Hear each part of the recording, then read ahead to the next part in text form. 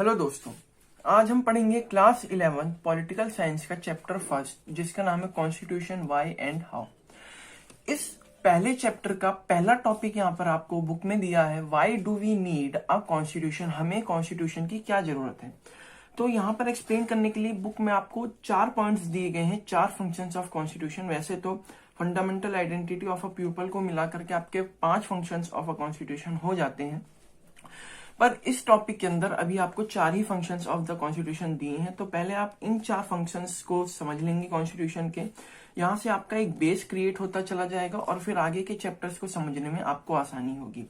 So in this topic we need to understand the 4 functions of our Indian constitution. यहाँ पर हमको ये चारों फंक्शंस को समझना है। So, the first function of constitution is to provide a set of basic rules that allow for minimal coordination amongst members of a society. जो पहला फंक्शन है कॉन्स्टिट्यूशन का वो ये है कि सोसाइटी को एक set of basic rule provide कर दे जिसके अमंगेस्ट सोसाइटी अपना काम करती रहे। यहाँ पर हमको एक set of rules constitution provide कर दे रहा है। जैसे फॉर एग्जांपल हमको कॉन्स्टिट्यूशन ने फ्रीडम दिया है, पर इसका मतलब ये नहीं हम किसी और के फ्रीडम को छीन ले, या कोई रास्ते पे गाना सुनता हुआ जा रहा है हम उसको मारने लगे कि तुम गाना क्यों सुन रहे हो। तो ये एक रूल्स दिया है जिसके अकॉर्डिंग मेंबर्स ऑफ सोसाइटी को चलना है, कोऑर्डिनेशन करना है कॉन्स्टिट्यूशन के साथ। तो यहाँ पर यही बात कही गई है कि provide a set of basic rules that allow for minimal coordination. A set of basic rules constitution हमको दे देता है। सो पहला फंक्शन यहाँ से हमने डन कर लिया है। अब आते हैं the second function of a constitution is to specify who has the power to make decisions in society. It decides how the government will be constituted. तो जो मेन फंक्शन है वो सेकंड फंक्शन ही है कि कॉन्स्टिट्यूशन ये decide करता है कि पावर्स किसको कितनी ज्यादा देनी है। जैसे हमारे इंडियन कॉन्स्टिट्यूशन में जुडिशियरी, लेजिस्लेटिव, एग्जीक्यूटिव, इन सब के बीच में पावर्स को बैलेंस करने का काम किसका है? कॉन्स्टिट्यूशन का। इन सब के बीच में पावर्स कॉन्स्टिट्यूशन ने ही बैलेंस की है। तो ये जो मेन पावर है कि specify who has the power to make decisions in society, तो सबसे मेन ही फंक्शन है कि डिसीजंस को कौन क्रिएट करेगा, कौन इंप्लीमेंट करेगा। ये जो बैलेंस किया है पावर इनके बीच में, ये कॉन्स्टिट्यूशन ने बैलेंस किया है। तो सेकेंड फंक्शन ऑफ कॉन्स्टिट्यूशन आपका ये हो जाता है। यहां से आप पढ़ेंगे the third function of constitution is to set some limits on what a government can impose on citizens. These limits are fundamental in the sense that government may never trespass them.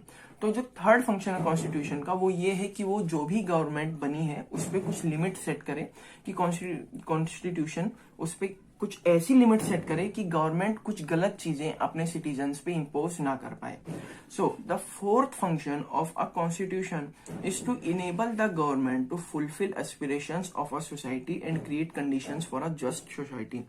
तो जो चौथा function है constitution का वो ये है कि वो एक जस्ट सोसाइटी के लिए, मतलब एक न्यायाधीन सोसाइटी के लिए कंडीशंस क्रिएट कर दे और गवर्नमेंट को फुलफिल कर दे कि वो अपने सिटीजन्स की गोल्स और एस्पिरेशंस को फुलफिल कर पाए।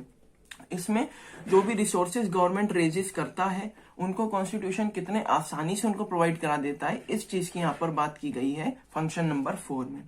अब देखिए, वैसे तो ये भी एक फंक्शन 5 ही है कॉन्स्टिट्यूशन का, पर इसको आपकी बुक में एक अलग टॉपिक जैसा बना दिया गया है, एक अलग टॉपिक दे दिया गया है, fundamental identity of a people.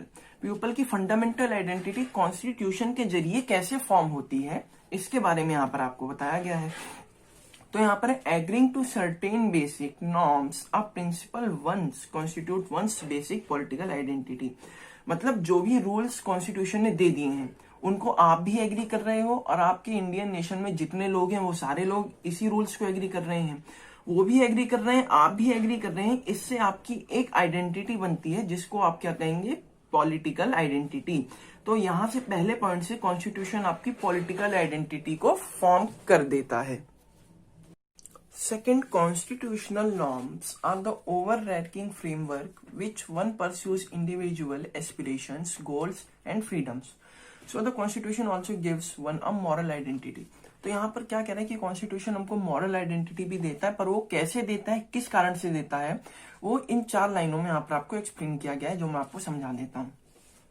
तो यहाँ पर बोला गया है कि आप अपने एस्पिरेशंस, गोल्स को और फ्रीडम्स को अपने तरीके से जी सकते हो। अगर आपको डॉक्टर बनना है तो आप डॉक्टर बनिए, आपको क्रिकेटर बनना है आप क्रिकेटर बनिए। यहाँ पर आपसे ये नहीं कहा जाएगा कि आपको फोर्स नहीं किया जाएगा आपको डॉक्टर ही बनना है। यहाँ पर आप अपने एस्पिरेशंस और गोल्स को अपनी तरीके से डिसाइड कर सकते हो, अपनी तरीके से सेट कर सकते हो, और उसकी आप अपनी तरीके से प्रिपरेशंस कर सकते हो। आपको जो भी बनना है वो आप बनिए, उसका चॉइस आपको, फ्रीडम पूरा आपको कॉन्स्टिट्यूशन ने दे रखा है। आप अपने फ्रीडम को अपने तरीके से पूरा फुल एंजॉय करिए। तो यहाँ पर आपका जो कॉन्स्टिट्यूशन है वो मोरल आइडेंटिटी भी क्रिएट कर देता है। अब यहाँ पर बात आती है third and finally, it may be the case that many basic political and moral values are now shared across different constitutional traditions। इसमें आपको क्या कहा गया है कि डिफरेंट नेशंस जो हैं वो डिफरेंट कॉन्स्टिट्यूशंस को वेरी करते हैं। जैसे आपका अमेरिका है, तो अमेरिका और इंडिया का कॉन्स्टिट्यूशन सेम तो नहीं होगा ना, ऐसा कभी हो ही नहीं सकता। वहां के रूल्स अलग होंगे, इंडिया के रूल्स अलग होंगे। ऐसे ही यहाँ पर आपका श्रीलंका के रूल्स अलग होंगे, इंडिया के रूल्स अलग होंगे। तो डिफरेंट नोशंस के डिफरेंट रूल्स होंगे। तो यहाँ पर भी ये अपना एक नेशनल आइडेंटिटी क्रिएट कर देता है। तो हमने क्या पढ़ा कि जो कॉन्स्टिट्यूशन है ये हमारी 3 आइडेंटिटी क्रिएट कर देता है। पॉलिटिकल पहला पढ़ा, दूसरा पढ़ा मॉरल आइडेंटिटी, और तीसरा पढ़ा नेशनल आइडेंटिटी। तो ये 3 आइडेंटिटी थी जो कि कॉन्स्टिट्यूशन यहाँ से क्रिएट कर देता है।